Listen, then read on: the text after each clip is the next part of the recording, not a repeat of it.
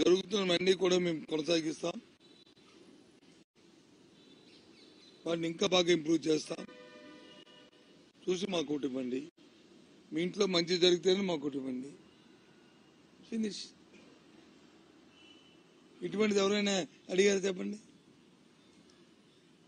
ఇంక అడుగుతారు. ఎప్పుడు అడుగుతారు నుంచి వచ్చే ఎన్నికల్లో ఇక ఈ ట్రెండ్ వస్తుంది.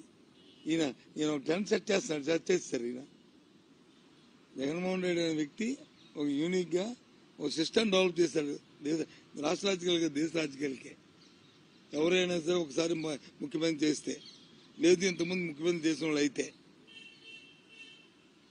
నేను చేసిన పరిపాలన చూసి, నేను ఉన్న పరిపాలన చూసి, లేదు ఆ పరిపాలన తప్పు జరిగింది, నేను నా మనసు మార్చుకున్నాను.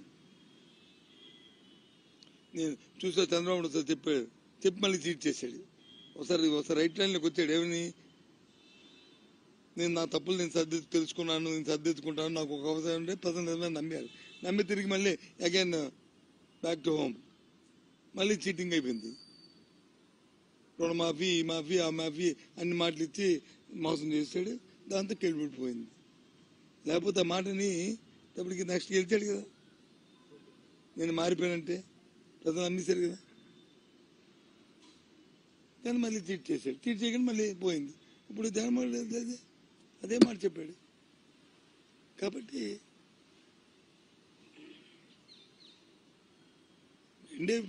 ఎప్పుడు కూడా రాజకీయాల్లో రెండే ప్రశ్నలు.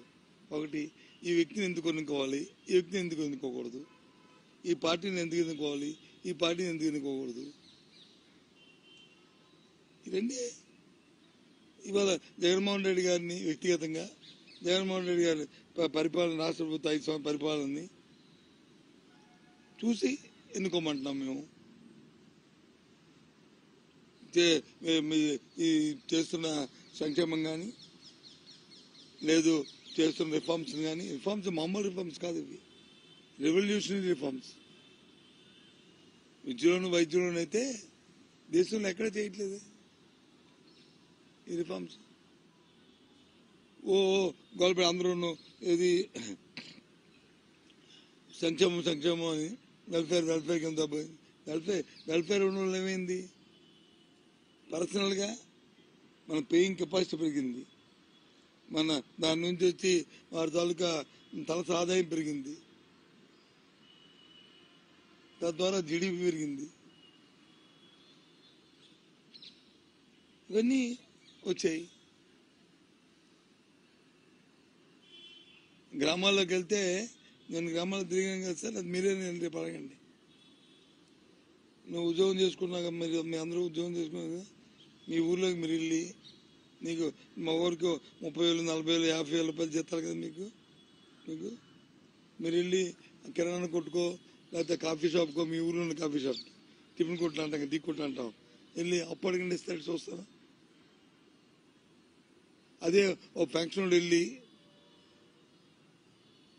పెన్షన్ తీసుకుని 3,000 రూపాయలు ఆడు ఇల్లు అడగమని ఇస్తాడు. వెంటనే కూర్చోబెట్టి పిలిచి ఇచ్చి ఆడి ఖాతాలు రాస్తాడు. ఎందుకు ఓడతానికి టెన్షన్ వస్తుంది కాబట్టి. అది వాళ్ళ ఊర్లో ఉన్న గౌరవం. వృద్ధుడికి కానీ, వికలాంగుడికి కానీ, మహిళకి కానీ, వితంతుకు కానీ అందరికీను. ఇందుకు టైం బౌండ్ గా అలాగే వస్తుందనే నమ్మకంతో దాంతో వాళ్ళ విలువ ఎంత పెరిగింది గ్రామాల్లో, ఆ కుటుంబంలో కానీ. మరి నువ్వు 50,000 అప్పుడు 10 రూపాయల టిఫిన్ కొట్టుకి ఇవ్వడం మానేస్తావు. అయినా ఆడికి బిలీవ్ చేయడు. ఈ జీతం వస్తాడు ఎవడో, తాలూకా ఆ ఛానల్ ఎండి ఇస్తాడు ఎవడో జీతాలు, వాళ్ళు హెచ్ఓడి ఇస్తాడు ఎవడో, ఎప్పుడు ఇస్తాడు, ఎప్పుడు ఇస్తాడు, ఎప్పుడు వస్తుందో. కానీ ఇది మాత్రం 1వ తారీఖు వచ్చేస్తుంది. నాకు 1వ తారీఖు మధ్యాహ్నం 12 గంటలకల్లా నా డబ్బులు వచ్చేస్తుంది నమ్మకం. అది గ్రేట్ చేశాడు. అది గ్రేట్. ఇంతేకాకుండా ఇవాళ ఇండియాలో, దేశంలో ఏదైనా ఒక విషయాన్ని క్షేత్రస్థాయికి తీసుకెళ్ళిన ఆంధ్రప్రదేశ్లో వెళ్తున్నంత డెలివరీ సిస్టమ్ ఇండియాలో ఎక్కడ లేదు. మన సచివాలయం వాలంటరీ వ్యవస్థ.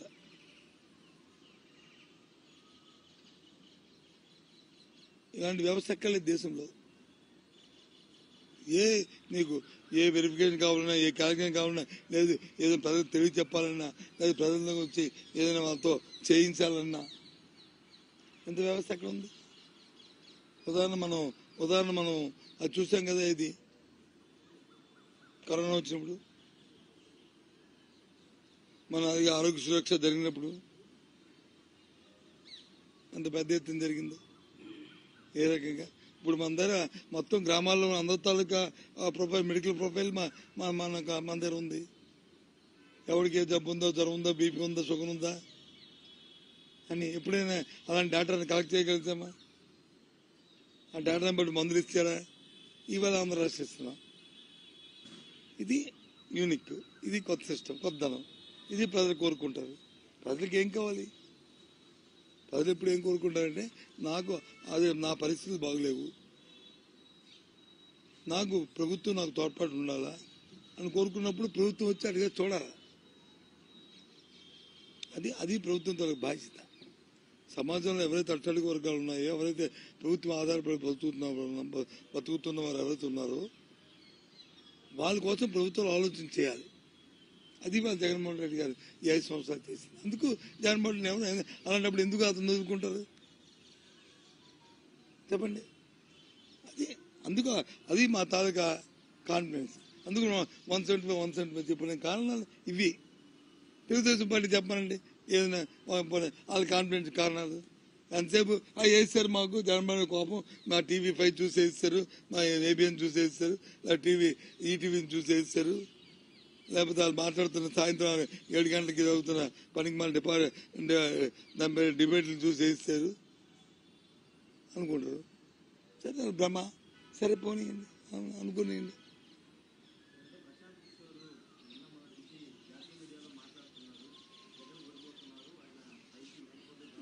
అదే మరి అది చెప్తాను. ప్రశాంత్ కిషోర్ రెడ్డి ఏదైనా బ్రహ్మ అండి, బ్రహ్మ అదేమైనా బ్రహ్మ గారు తెలిసినట్టు బ్రహ్మ క్యాష్ పార్టీ మీరు అనొచ్చు. మీరు కూడా ఎస్, ఆ రోజు మేము కూడా భ్రమలో ఉంది ఏదైనా తీసుకొచ్చాము.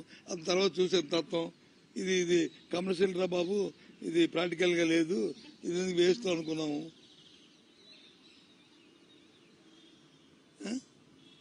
జిమ్కి ఎంతవరకు పనిచేయవు కదా సార్, జిమ్కి ఆ క్షణంకి పనిచేస్తాయి. మనకి జగన్మోహన్ రెడ్డి గారికి కావాల్సిన జిమ్కి కాదు, పర్మనెంట్ గా ఆయనకి కావాల్సింది. అందుకని ఆయన ఆ లైన్లో తీసుకున్నాడు. కాబట్టి ప్రశాంత్ కిషోర్ జరగదు.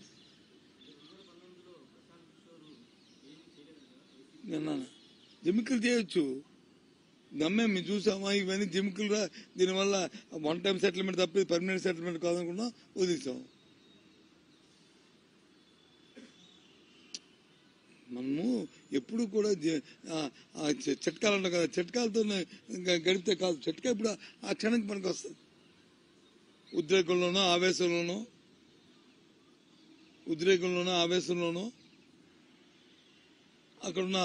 అప్పుడున్న సెన్సిటివ్ సందర్భాలను పనికి వస్తుంది తప్ప ఎల్లవేళ పనికిరాదు.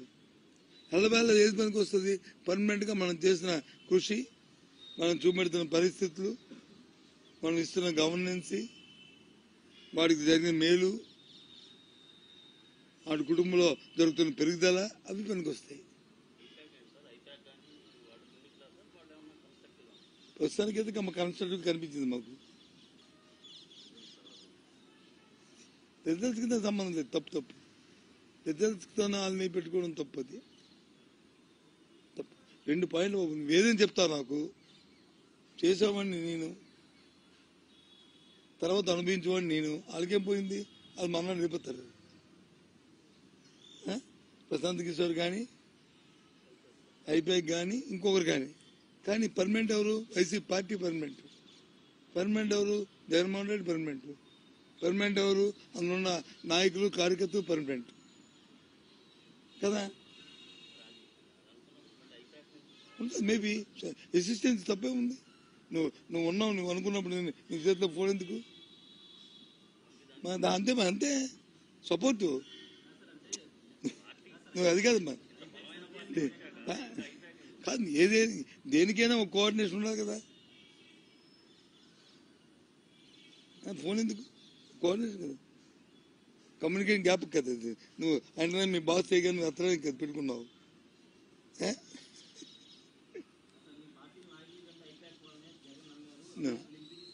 సరే, ఎవరు బయట వాళ్ళు ఎవరో అంటారు, బయట ఎవరో అంటారు. మా ఐపాకలు వచ్చి 3 పేర్లు చెప్తారు. మా లీడర్ వచ్చి 3 పేర్లు మా లీడర్తో కన్సల్ట్ చేసుకుంటాడు. వీడు బాగున్నాడంటే అవుద్ది. ఐపాకలు 6 ఇస్తారు, 6 ఉంటారు అక్కడ. అభ్యర్థి ఇంకా ఇచ్చిన 6 ఇచ్చేస్తారు, ABCDEF అని. అది కాకపోతే ఇది కాకపోతే ఇది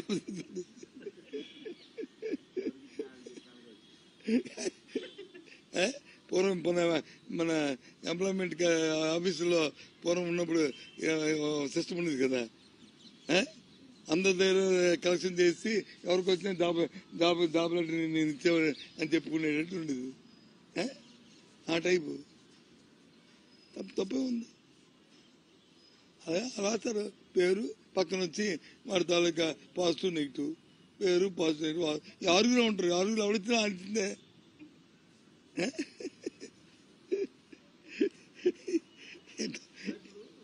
తప్ప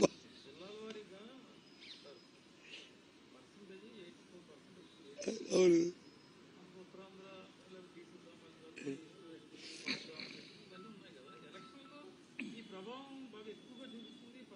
ఏ పర్సంటేజ్ వల్ల?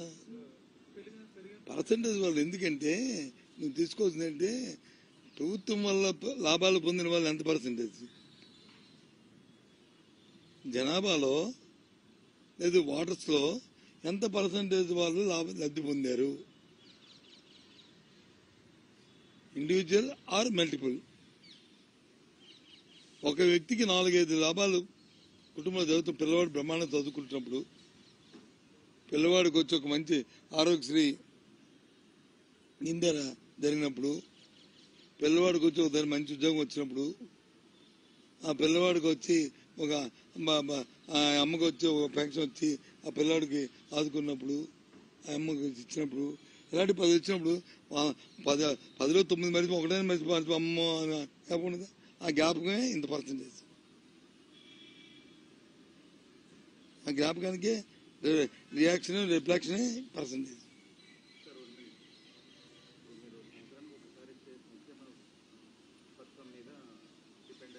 నేనే సంక్షేమం తప్పు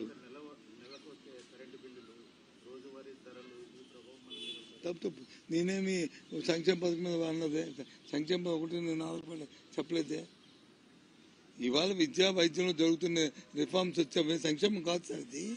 అది దేశానికి ఎసెక్ట్, అది రాష్ట్రానికి ఎసెక్ట్, ఆ కుటుంబానికి పెట్టుబడి. రెండును నీ కుటుంబంలో వచ్చి ఒక కుర్రవాడు చదువుకుని పెద్దవాడు అయ్యాడంటే నీ కుటుంబం తాలూకా స్థితిగతులే మారిపోతాయి. దాంతో ఆ ఊర్లో ఆ కుటుంబం తాలూకా పరువే మారిపోద్ది, ఆ ఊరు తాలూకా సినరీ మారిపోద్ది, దాంతో ఆ స్టేట్ మారిపోద్ది. ఇంకో 20 సంవత్సరాలు పోయిన తర్వాత ఈ రాష్ట్రంలో దేశంలో యూపీఎస్సీ కానీ ఎనీ సెంట్రల్ ఎగ్జామ్స్ ఏది జరిగిన కాంపిటేటివ్ జరిగిన అయితే ఉద్యోగాలకు కానీ అడ్మిషన్కి కానీ 50% ఆంధ్రప్రదేశ్ స్టూడెంట్స్ ఉంటారు. నేను ఛాలెంజ్ చేసి చెప్తాను. ఎందుకంటే అంత రిఫార్మ్ జరుగుతున్నప్పుడు ఎందుకు ఉండదు? పూర్వం ఎవరికైనా వైద్యం కావాలా, నా చిన్నప్పుడు వచ్చి ఒక ఆపరేషన్ చేయాలంటే హైదరాబాద్ బాంబే మద్రాసు వెళ్ళేవాళ్ళం బైపాస్ చేసుకోవాలంటే,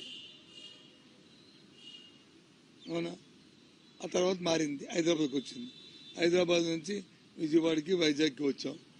ఇప్పుడు వైజాగ్ కూడా అక్కడ పాడేందుకు చేస్తారు, మెడికల్ సూపర్ స్పెషాలిటీ హాస్పిటల్లోను మా పార్పుల్లో చేస్తారు, సూపర్ స్పెషాలిటీ హాస్పిటల్లో శ్రీకాకుళంలో చేస్తారు. కిడ్నీ బాధితులకి అక్కడ పెద్ద హాస్పిటల్, ఎంతమంది వచ్చారో అందరూ వెళ్ళారు, దేశ విదేశాల్లో వచ్చారు. మన ప్రతిపక్ష నాయకుడు సెలబ్రిటీ నాయకుడు అయితే ఓ 2-3 సార్లు విజిట్ చేశాడు.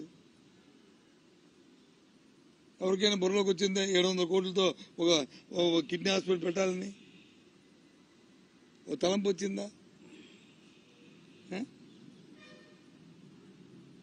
970 కిలోమీటర్ల సీ కోస్ట్ ఉంది మనకి. సీ బేస్ డెవలప్ చేయాలి అని ఇప్పుడు వచ్చిందా? ఇప్పుడు ఎన్ని జట్టీలు ఎన్ని పోర్ట్లు ఎన్ని పెడుతున్నాం?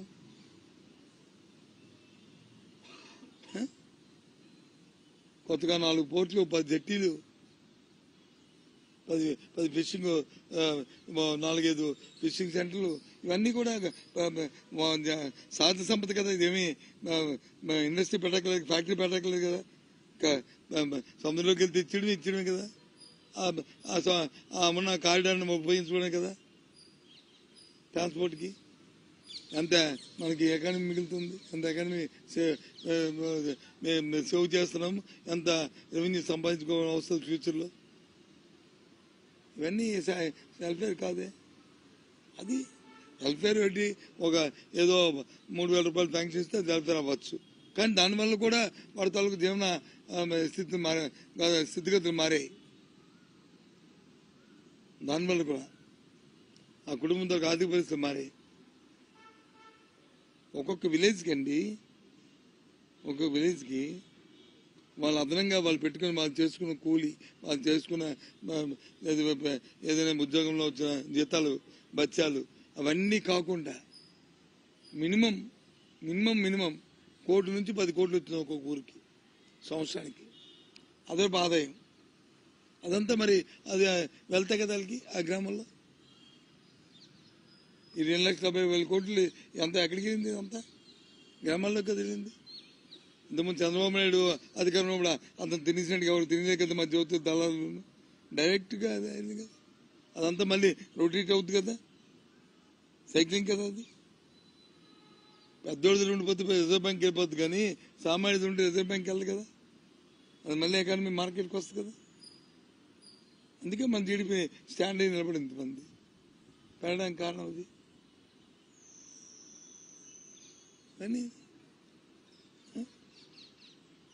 ఫైనల్గా ఎందుకు నాకు మీరు ఎవరు సమాధానం చెప్పలేదు. చంద్రబాబు నాయుడు ఎక్కడున్నాడు? ఏ ఊర్లో ఉన్నారు? చంద్రబాబు ఎక్కడా? ఏ ఊర్లోనూ?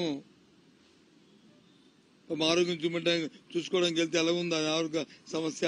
ఆరోగ్యం ఎలా ఉంది? ఏ విధంగా ఉంది? లేదు ఏదో ఫ్యామిలీ ట్రిప్ వెళ్తే కొన్ని ఏ ఊర్లో ఉన్నాడు అనేది $1 మిలియన్ క్వశ్చన్. దానికి సమాధానం అడుగుదామని పిలిచాను మళ్ళీ. తెలిస్తే కొంచెం చెప్పండి ప్లీజ్. ఇప్పుడు కాకపోయిన తర్వాతనే ఫోన్లో మెసేజ్ పెట్టండి. యూ డోంట్ మైండ్, ఏమనుకోవద్దు. అది ఆయన చెప్తాను, పాతి తోసుకుని తర్వాత ఇస్తాను, తర్వాత చెప్తాను. తర్వాత మీరు ఇప్పుడు మీ మీడియా అంతా ఏ రకంగా ఉన్నారు? మీరు వ్యవస్థల కంట, ప్రభుత్వాల కంట, ఎవరైనా మాట్లాడితే వ్యక్తుల కంట అతీతంలో కదా మీ తల భ్రమ, అతీతంలో కదా మీ భ్రమ. అదే అందుకే మీరు చెప్తాను, మరి భ్రమ అనకపోతే మిమ్మల్ని అది చేస్తామంటే మరి మేము వచ్చి ఇంట్లోకి వెళ్ళిపోదాం. అదే కదా మీ భ్రమ. మీ